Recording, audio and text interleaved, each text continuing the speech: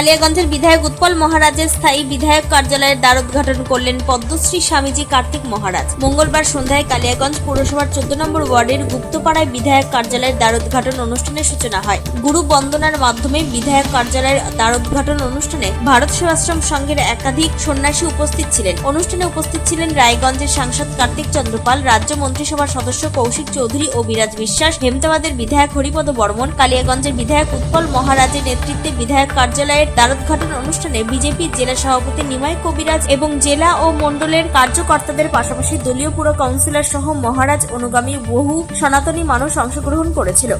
বাংলার বাঙালির হৃদয়ের সম্রাট, যার জন্য আমরা পশ্চিমবঙ্গে স্থান পেয়েছি, সেই ডক্টর শ্যামাপ্রসাদ মুখার্জি। পশ্চিমবঙ্গ তুমি কোথা হইতে আসিয়াছ, ডক্টর শ্যামাপ্রসাদ মুখার্জির হাত ধরে,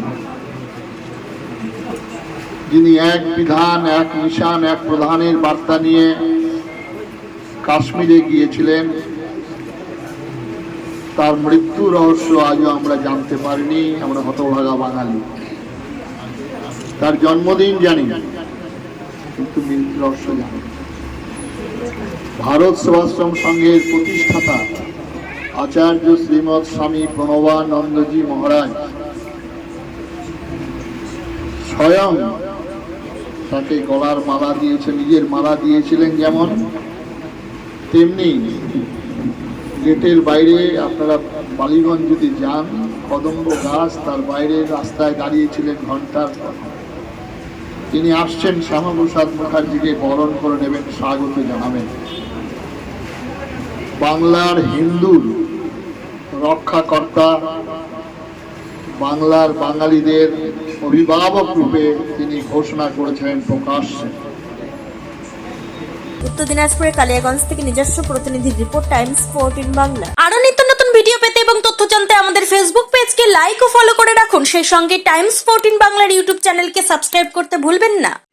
মুখের উজ্জ্বলতা হারিয়ে গেছে, স্পট পড়ে গেছে, ব্রণ ভর্তি, তাই আর দেরি না করে আজই আসুন রায়গঞ্জের চণ্ডীতলায় হেলথ প্লাস মাল্টি স্পেশালিটি ক্লিনিকে এবং এখানে পান অভিজ্ঞ ডাক্তার দ্বারা ফ্রি স্কিন টেস্ট।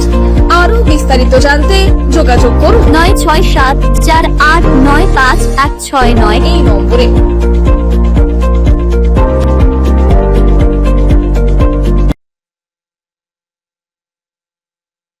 আজ তোমার বিয়ে সাজলো নতুন সাজে,